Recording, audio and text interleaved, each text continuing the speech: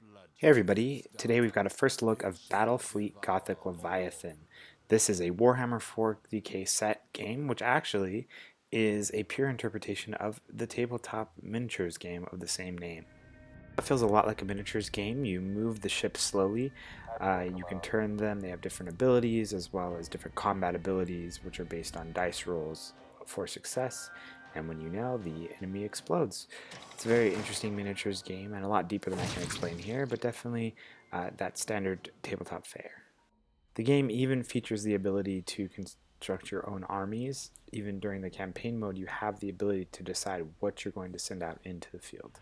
There is online multiplayer as well as skirmish battles, but there is also a full-on campaign mode that has you controlling different planets and trying to stop the Tyranid invasion. This is a really interesting mode where you are in charge of moving your ships and engaging the enemy. It's very well done and actually pretty deep for a game like this. So if you're already a fan of the tabletop game of Battlefleet, you're really going to like this campaign mode since it adds a very nice layer that is really only possible in a digital type game. If you like grand strategy games, this is definitely one you're going to want to check out because I think it really scratches that itch as well. As we mentioned before, the game does feature online multiplayer as well as hot seat multiplayer. The game also features a pretty lengthy tutorial, though I have to let you know that the campaign also re-tutorializes a lot of things, so it's not fully necessary. Uh, and overall, the game is a really well put together package.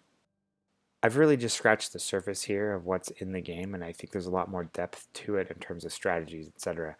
But the miniatures game is really interesting. It's different than sort of space combat games that you played in the past, I'm sure. And this is the full rule set of the game. So again, this is, I think, almost a first of a full Warhammer game being available like this. I definitely would check it out if you are a miniatures game fan.